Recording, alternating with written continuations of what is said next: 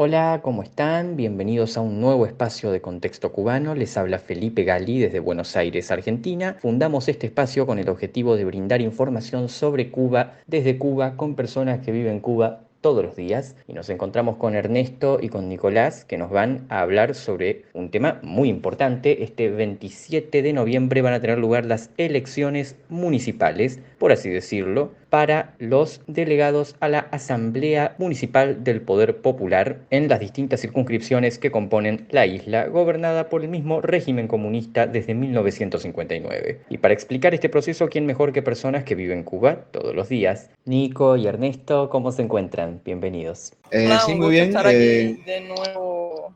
Bueno, un comienzo un poco accidentado. Si pudieran, primero Ernesto, después Nicolás, explicar un poco, para empezar, sin más preámbulos, qué se vota en Cuba este domingo y cómo funciona el sistema electoral. Este 27 de noviembre se van a realizar las elecciones a la Asamblea Municipal del Poder Popular. Lo que se elige en sí son los delegados de las circunscripciones que van a formar parte, ¿no?, de esta Asamblea Municipal. Anteriormente había habido un proceso de postulación de candidatos, o sea, las mismas personas de cada comunidad postulan los candidatos. Si el candidato está de acuerdo, forma parte de la elección. Entonces, el domingo próximo, 27 de noviembre, se va a elegir de la lista de candidatos de cada circunscripción uno. Tiene que ser alcanzar el 50% más uno de los votos, tengo entendido, y entonces se convertiría en delegado a la Asamblea del Pueblo. Este es un proceso que se hace cada 2 años. Cada 2 años se renueva esta parte del poder legislativo. Desde 2017 no se hacía, y entonces, bueno, está este proceso este año. Es importante señalar que la estructura con la que van a contar estas elecciones es que cada consejo popular dentro de cada municipio está conformado por mínimo 5 circunscripciones. Esas 5 circunscripciones mínimas tienen varias excepciones en municipios rurales que tienen ciertas particularidades, ¿no? Y los electores en su localidad van a elegir dentro de esa circunscripción, los cuales el delegado va a representar al Consejo Popular para las elecciones en la Asamblea Municipal del Poder Popular. Esa Asamblea Municipal del Poder Popular es el único paso intermedio, ¿no?, hacia la Asamblea Nacional del Popular, que es el órgano legislativo superior de la República de Cuba, y que en el año 2020 se eliminó el órgano legislativo a nivel provincial por ciertas condiciones que consideraron necesarias el gobierno cubano, y se dio paso a solamente la existencia de un gobierno provincial sin la supuesta necesidad de un órgano legislativo a ese nivel. Bueno, muy interesante. Vemos que se trata de un sistema bastante complejo de explicar y un punto que me parece necesario e interesante de clarificar. Sabemos que Cuba es un estado de partido único, que el Partido Comunista de Cuba es la única fuerza política legal del país. ¿Es obligatorio que todos los candidatos sean miembros del Partido Comunista? ¿Qué intervención tiene el Partido Comunista en el proceso electoral?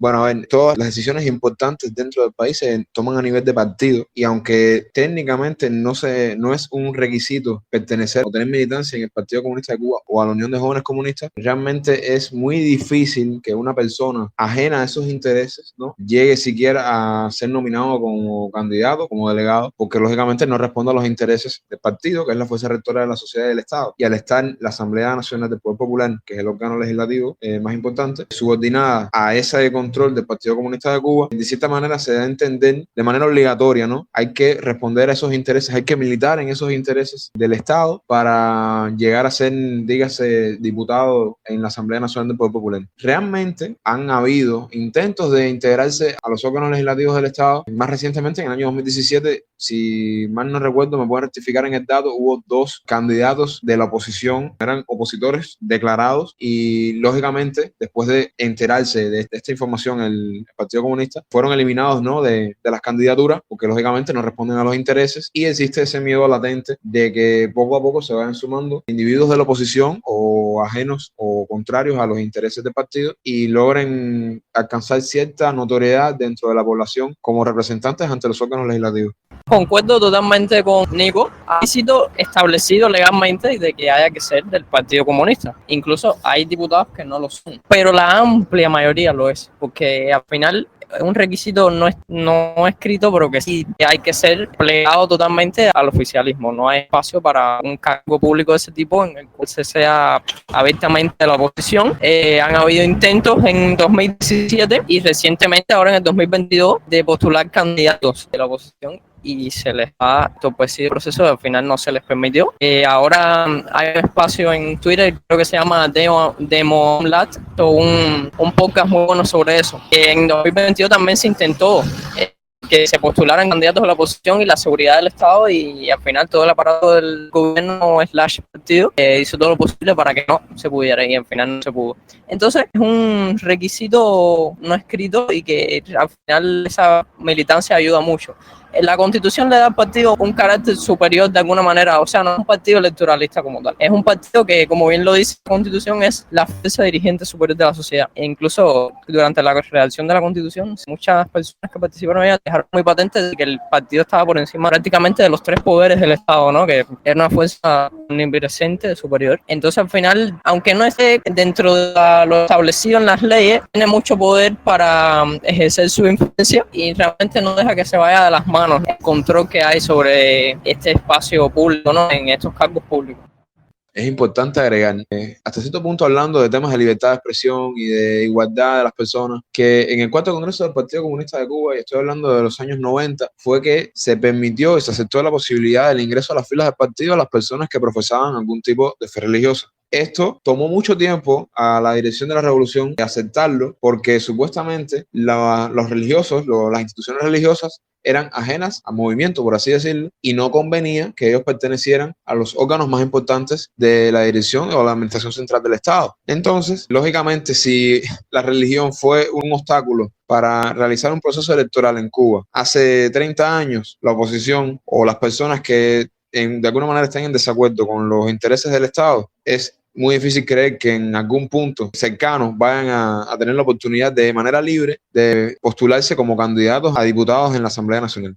Bueno, ya queda claro que hablamos de un sistema bastante hermético, bastante cerrado y que además es bastante indirecto. ¿Podemos decir que este proceso electoral realizado en estas condiciones es realmente una elección? Bueno, elección no es, realmente no. Será selección, no es lo mismo que elección. Usted va a seleccionar a la persona que va a, entre comillas, dar la cara por sus intereses, ¿no? Pero realmente no va a elegir. El que elige no es usted, el que elige es el Partido Comunista de Cuba. Usted está seleccionando a una persona que por conveniencia está puesta en ese listado, ¿no? Y que si hay 4 candidatos, la que usted selecciona es la misma persona que las otras 3, lo que con una cara distinta, un nombre distinto y una biografía distinta, pero es la misma persona, porque efectos prácticos va a realizar las mismas tareas, va a decir las mismas mentiras y va a solucionar los mismos problemas que van a ser cero, lógicamente, que el resto de los candidatos. Así que no es una elección.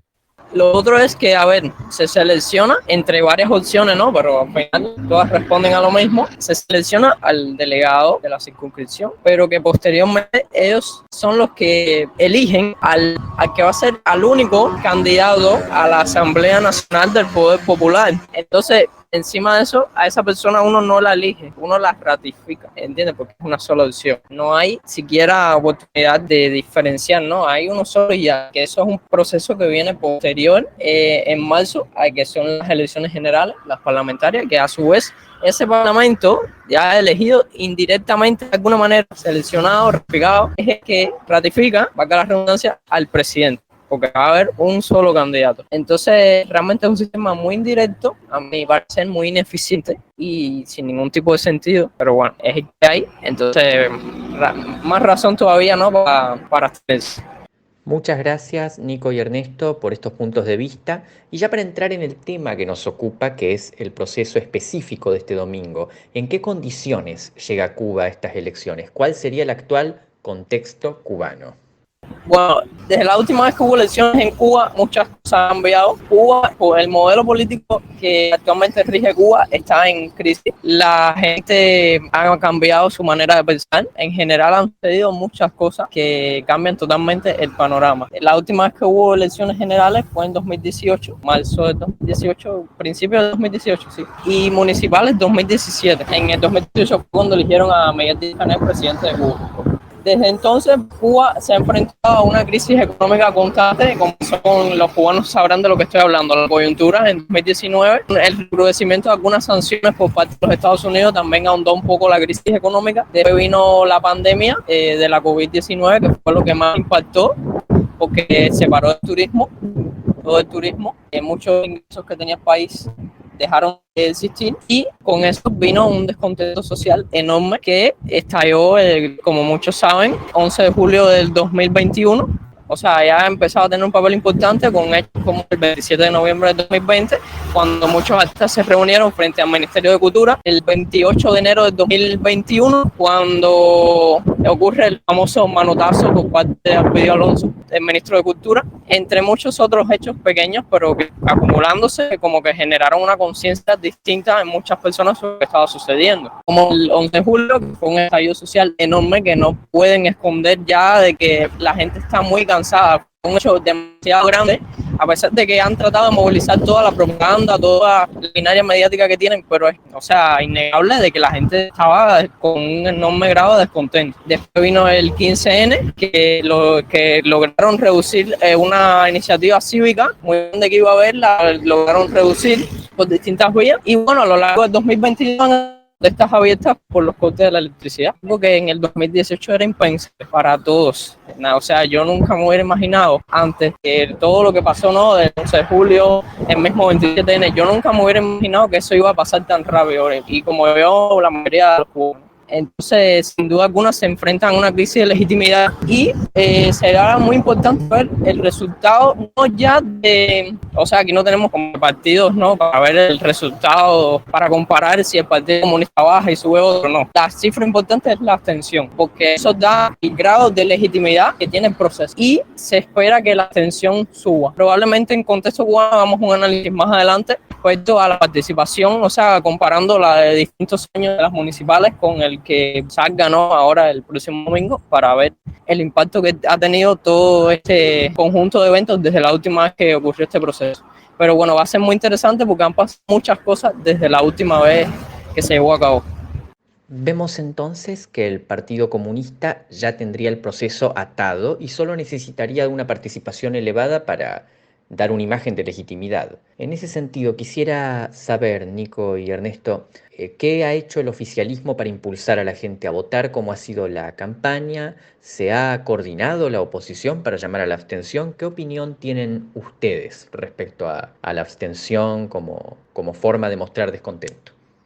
Sí, en todos los medios controlados por el Estado están tratando de una manera llamativa, ¿no? Con spots publicitarios, consignas, lo de siempre, ¿no? Llegar a las personas más jóvenes, porque realmente las personas más jóvenes son las que más desencantadas están con el tema democracia, el tema elecciones, y realmente no existe un interés muy grande con respecto al tema. Existe una apatía elevada, se siente entre la gente. Y entonces, todas esas campañas intentando alcanzar a la población, ¿no? En mi opinión, no van a funcionar. O sea, antes lo hacían, pero porque existía un miedo, una costumbre de ir a votar como si fuera ir a buscar el pan por las mañanas. Y realmente ahora, después de lo del Código de la Familia, nos hemos dado cuenta de que ya las personas, ya no tienen tanto miedo con respecto al voto negativo o la abstención o anular la boleta, y dos, existe una mayor apatía y un mayor desprecio hacia lo que viene siendo el sistema electoral cubano. No me gusta adelantarme a los acontecimientos porque luego van y uno tiene que caerse la voz, pero es muy posible que este proceso electoral tenga una menor participación de la población, porque realmente la fama y la reputación de los delegados que representan a la población siempre ha sido muy infame. Lo que ahora existe esta valentía, por así decirlo, de no votar y de votar no, o de anular boletas, que ya vimos en el Código de la Familia, pero el tema del Código de la Familia era que trataba temas, por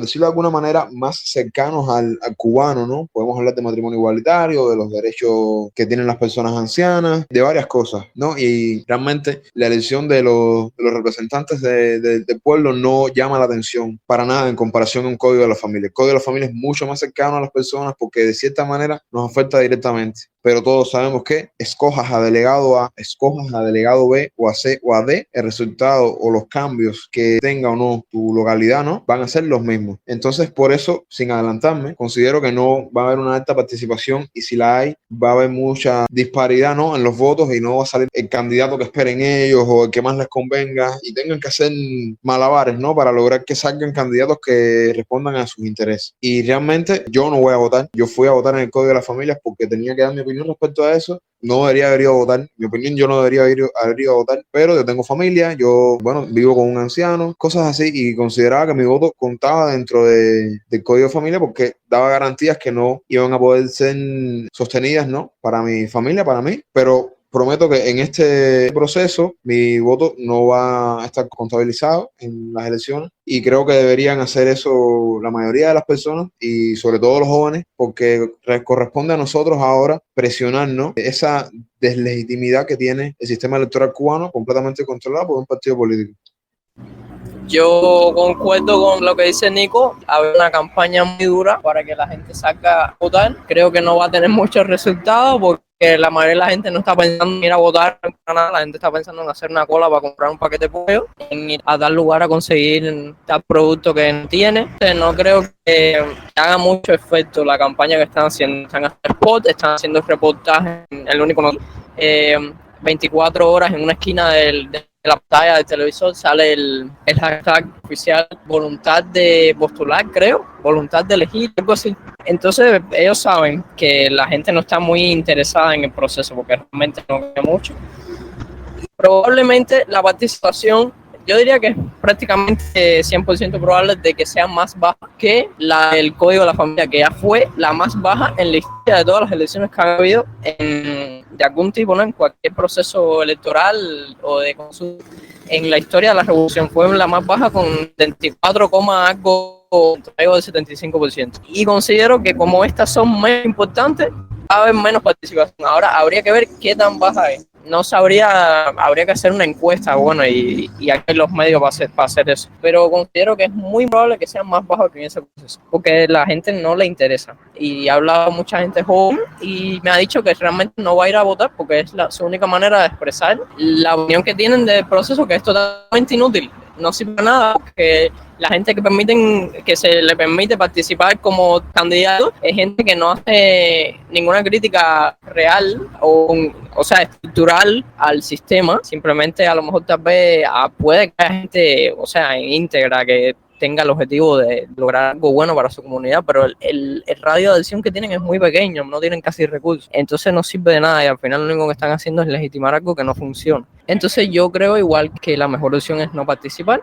a casa, no sé, hacerlo con un día muy bonito el domingo, incluso creo que hay una pequeña campaña de alguna parte de la oposición de quedarse a ver el fútbol, porque la verdad es que no tiene sentido ir a votar.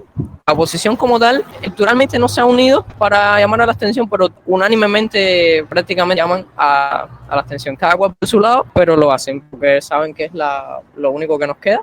Incluso el que se siente muy presionado, que no lo debe sentir porque legalmente no está obligado a ir a votar, eso es un derecho, no una obligación. El que no quiera sentirse a lo mejor presionado, juzgado y que no pueda a lo mejor abstenerse por diversas razones, no sé, ocupa un determinado cargo en la institución, que está muy vigilado, no sé, puede anular otra opción, anularla. Pero bueno, lo ideal sería la abstención, lograr una buena abstención, un voto castigo a través de la abstención, como dijo el propio presidente el día del referéndum, antes de que cerrara la votación, que eso fue un error terrible que cometió. Sería bueno lograr una buena abstención, que a lo mejor no va a haber un cambio porque hay gran abstención ahora mismo, pero va a ser una demostración más de que Cuba está cambiando y de que hay que lograr mayores avances, ¿no?, hacia la dirección correcta, hacia un sistema que sea inclusivo y plural, ¿no?, para todo el mundo.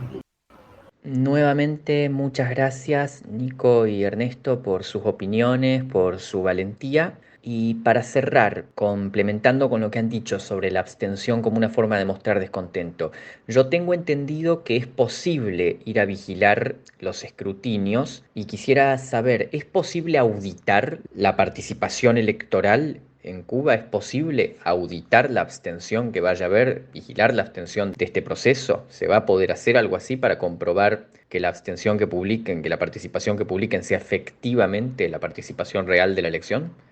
Yo considero vigilar la abstención no se puede porque no te van a dar la lista de electores. Yo la vez pasada en el referéndum pedí la participación y no me la quisieron dar. Me dijeron que eso era algo que no se daba. Entonces, dudo que la den. En muchos lugares hubo gente que dio datos de participación, no sé cómo lo lograron. A lo mejor había gente que le daba igual, que estaban ahí trabajando en el centro de votación y se la dieron. A mí no me la quisieron dar. Y por lo menos yo no voy a ir a vigilar esta vez porque no quiero marcarme tanto y más solicitando algo que no me va a querer dar. Entonces, no sé hasta que tú quieres llamar a eso, ok, pero yo no le veo la utilidad. Al final ellos después van a publicar lo que les dé la gana, si les da la gana.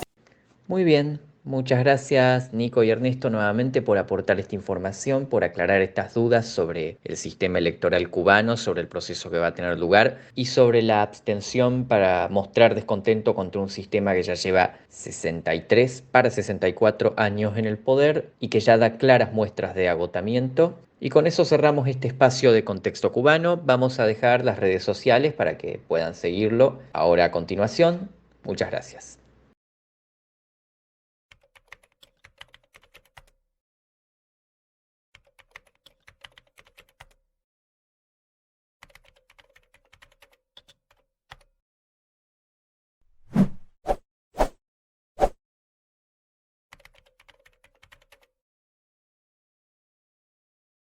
Te invitamos a seguirnos en Twitter como @contexto cubano y a visitar nuestro canal de Telegram, ahí estamos también como Contexto Cubano, y a suscribirte acá abajo.